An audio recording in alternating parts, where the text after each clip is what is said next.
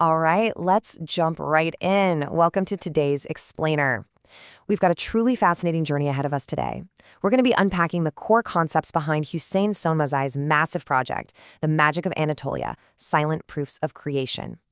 Now, this isn't just your standard historical deep dive. Oh no, it's a really profound look at nature, science, and the cosmos itself. We're looking at how this project weaves together the physical world with some pretty massive philosophical ideas. The ultimate goal? Figuring out how we can turn our modern world into a peaceful place for humanity. It's a beautifully structured argument. It wants to reconnect us with the universe, and honestly, I am so excited to unpack all these incredible ideas with you today.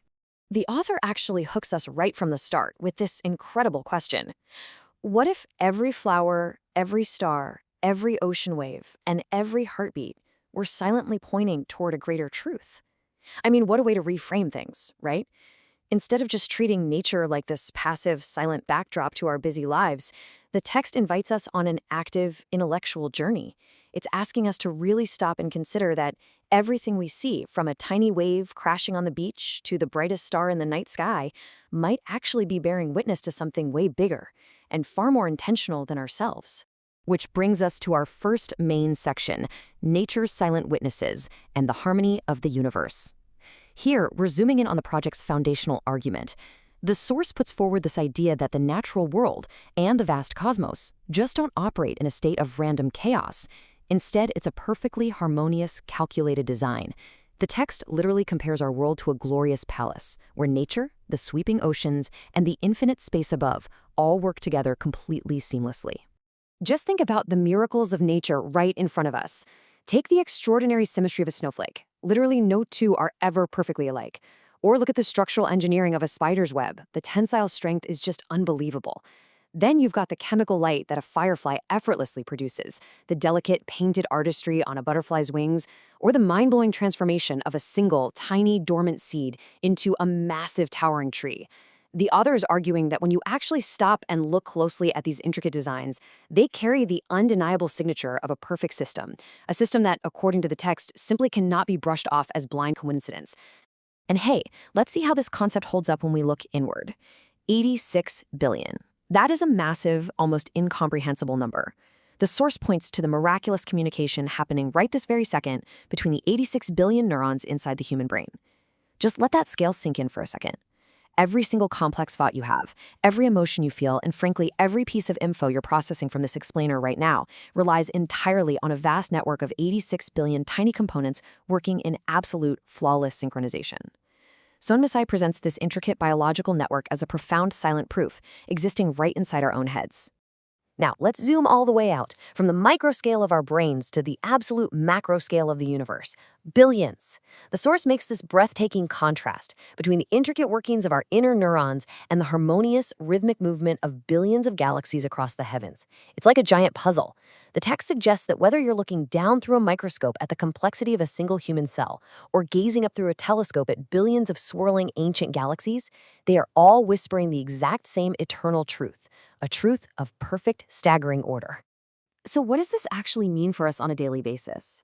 Well, the text walks us through these continuous, life-sustaining processes. First up, the ozone layer. It acts like this invisible shield, perfectly filtering out deadly cosmic radiation, just enough so life can actually flourish.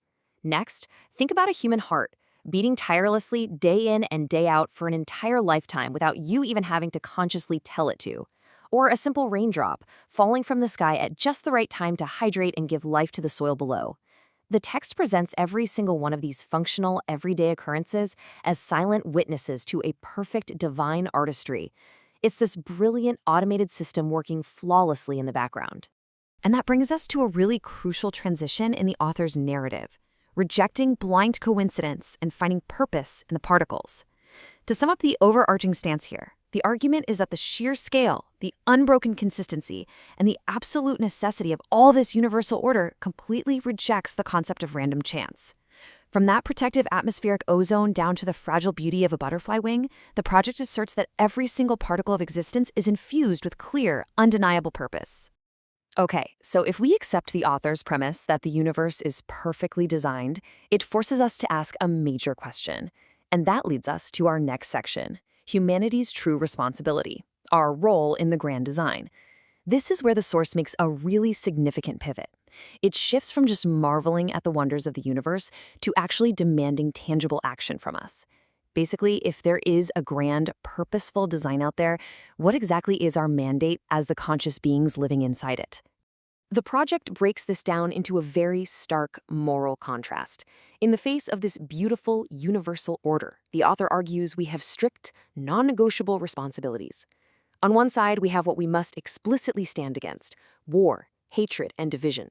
The text views these not just as, political failures, but as direct, chaotic violations of the universe's natural harmony. On the flip side, we have what we must actively stand for: solidarity, mutual understanding, justice, and profound respect for one another. Sönmezay dictates that living in a harmonious universe inherently requires harmonious behavior from all of humanity. And the text synthesizes this entire philosophy perfectly in this one powerful quote. Before this magnificent order of the universe, humanity's true responsibility is to recognize the infinite power behind it all and to live according to the principles of peace, compassion, wisdom, and cooperation. See, the source draws this direct, unbroken line between acknowledging a creator and living a life of peace and compassion. The philosophical takeaway here is pretty striking. You simply cannot truly recognize or appreciate the deep harmony of creation without actively practicing peace in your own life. So how do we actually learn to do that? How do we implement this? Well, we move into the historical and cultural heart of the project, the Magic of Anatolia, a journey through history. Sönmezay brilliantly takes all these sweeping cosmic concepts and grounds them into a tangible historical initiative. To figure out how to build a peaceful future, the author suggests we have to look closely at the deep, physical roots of human civilization. The project intends to achieve this connection by, as the text says, reconnecting humanity through deep memory, mythology, civilizations, and Anatolian cultural heritage. It specifically uses the ancient wisdom of Anatolia, which is this remarkable geographic region that's literally been a central crossroads of human civilization and empire for millennia, as a vessel. The goal? To help thoughtful, culturally curious people explore this shared heritage so that humanity can gain the historical maturity and wisdom we desperately need to look forward into our collective future. And what does that heritage actually look like when we dig into it? The source gives us very specific historical anchors to guide us toward this shared cultural soul. We're talking about channeling the architectural and cultural spirit of the Parthenon. We're listening to the echoes of ancient ruined cities that used to be these bustling hubs of trade and thought. We're unearthing forgotten philosophies that guided massive empires and studying the timeless lessons learned from the inevitable rise and fall of great civilizations. The author strongly argues that this isn't just dead history meant to collect dust in textbooks. It's a living, breathing map of wisdom, just waiting to be rediscovered by modern society. Because this wisdom is so vital and universally applicable, the project's ambitions are entirely worldwide. This section, A Global Bridge Uniting the Continents, outlines the sheer, impressive scope of Sönmezay's initiative. You see, this historical journey isn't just meant for one culture, or one demographic, or one nation. It is specifically and intentionally designed to reach intellectuals, dedicated researchers, and peace-loving thinkers across all continents. To truly build this global bridge of dialogue, the project balances its outreach perfectly across 5 major international languages. It's a clean 20% split across English, Russian, Arabic, Spanish, and Portuguese, giving the project massive, balanced global reach. It is a highly deliberate effort to break down deeply entrenched language barriers and unite culturally curious audiences from totally different backgrounds, all through our shared fundamental human values. The text gets very direct and personal about exactly who this project is for. It says, if you believe humanity needs more wisdom, compassion, and unity in this age of chaos, this series is for you. The author recognizes that, let's be honest, we live in an incredibly turbulent, noisy time. This initiative is presented as a cultural and philosophical antidote to the chaos of the modern age. It's like a beacon for anyone who is genuinely exhausted by constant global division and is actively looking for a path forward, a path deeply rooted in the wisdom of our shared human history. Ultimately, the source material culminates in this powerful call to action. Come, let us unite and grow stronger together. Come, let us stand firmly against those who see conflict and division. It is a profoundly unifying and uplifting statement. The author isn't just explaining history or science in a vacuum here.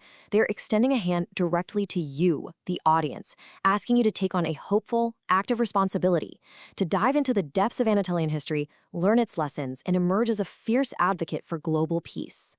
Which brings us to the end of our explainer today. If this incredibly rich philosophical journey through the cosmos, complex human biology, and ancient Anatolian wisdom sparked your curiosity, the source provides the links to their Patreon and official website to support the project and continue your exploration. But before we wrap up, I want to leave you with a final thought to ponder based on everything we've unpacked today. If the universe truly is a perfectly harmonious system, and we are an integral biological part of that system, are the conflicts and divisions in our modern world simply a failure of our politics, or are they a tragic failure to remember our shared, deeply connected origins? Thanks so much for learning with me today, and as always, keep questioning the world around you.